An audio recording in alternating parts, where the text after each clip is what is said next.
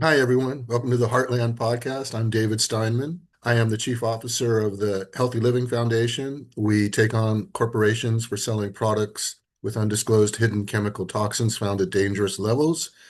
And I'm also the author of Raising Healthy Kids, Protecting Your Children from Hidden Chemical Toxins, which you can get at Amazon.com, or you can use the link in this post. Well, 2 days ago, President Trump issued an executive order stating that we need to continue to use the herbicide Roundup. And if this doesn't convince anyone now, no matter who you are, that the president hates our kids, I don't know what will. His excuse is that we need Roundup or our agriculture sector will suffer immensely, which isn't true. He says there are no alternatives to Roundup, but there are. Some of them are even worse than Roundup, by the way, but there are alternatives. I think that what comes to mind for me is how misguided MAHA was, the movement in general, for supporting Trump for president, which they did because of their little Nepo baby, RFK Jr., who just came out defending the president's order, stating that we need Roundup to maintain national security. So basically, MAHA has elected a president who hates our kids, doesn't care about them at all. And they did it to get in a spineless, power-chasing Nepo baby who, like a broken analog clock, is right about twice a day, but he's wrong for the other 22 hours of the day. And it means that in the upcoming election in 2026 and 2028, MAHA could, if it regains its senses and uses all the power it has, and it has a lot of power, this is a large and growing group, but it needs to be really clear-headed about having permanent interest but no permanent friends. So when 2026 and 2028 elections come up, what I worry about is the Democrats don't know at all how to talk MAHA. They just don't know it. For example, if you talk about vaccinations, I'll be very upfront with you. All my kids are vaccinated. I'm vaccinated. I liked the COVID vaccine. It helped me. I didn't suffer COVID at all. Now, it doesn't mean all vaccines are needed that are advertised. I think we are in a bit of vaccine overload, but there are some vaccinations, like who wants polio to reemerge? Well, I got the Salk vaccine. I remember getting the little sugar cube, and I had a friend who had polio. His name was Steve Abramson. He had polio. He was a really good friend. This was as a child. I don't know what's happened to him. But the point is, polio is real, and it was vaccinations that got rid of it. Do you want to get rid of polio vaccines? This is what I'm saying. You have to look at each vaccination carefully. And I really believe that we do need to maintain a critical level of vaccination in the population. I also believe that individuals can be hurt. It's not perfectly safe. It's largely safe. For example, when my kids were vaccinated, we made sure that the vaccines did not contain thimerosal, the mercury-based preservative. And we also made sure that they were really feeling good and healthy when they got them, that they weren't suffering any other kinds of underlying conditions.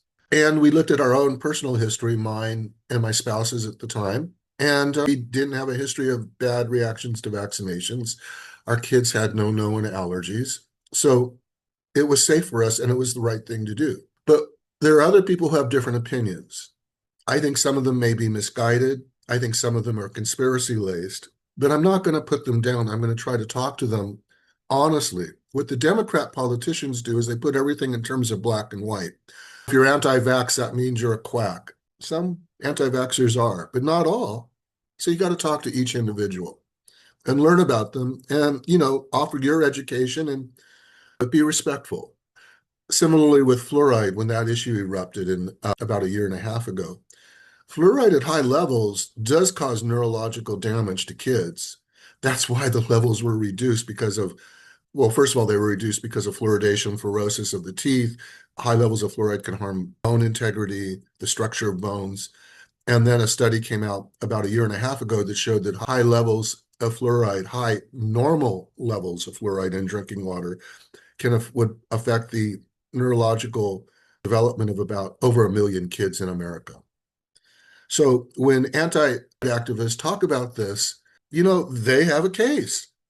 Listen to them. Also, Today, most of us use fluoride toothpaste. We really don't need fluoride in our water. And a very high-ranking public health official from the state of Arizona told me this once. He said, we fluoridate our drinking water, not for the kids who have fluoride toothpaste every day that they use, but for the kids who don't. So, these decisions, and anti-fluoride folks challenge them. They have a case. Listen to them and try to act in what's best for everyone while respecting minority viewpoints. But Democrats don't do that. They'll say, oh, if you're against fluoride, that's stupid because fluoride's so great. Isn't fluoride great? Well, it's a toxic mineral and it comes from the mining industry. And they wanted to find ways to use it, to maximize their profits. But it's not that great. Most people who use fluoride toothpaste don't need it in their drinking water. And it does cause fluorosis. It can cause neurological damage, and it causes bone damage at high normal levels in drinking water. Also within the population, if you look at the U-shaped curve that statisticians use, they're always slow metabolizers. These are people who even at low levels don't do well with chemical toxins, whether it's heptachlor, fluoride, or other chemicals. They just don't metabolize as fast. Mercury too, I would throw mercury in there. So, we need to be more respectful when we speak to folks. On the other hand, Democrats have fought vigorously against the pesticide immunity bills. These are the bills, and it's in the Farm Bill now. They signed a letter or a statement saying that they would oppose any provisions in the Farm Bill that will give pesticide manufacturers immunity. But Trump wants to give Bayer and Monsanto and the manufacturers of Roundup total immunity. Keep on buying this product.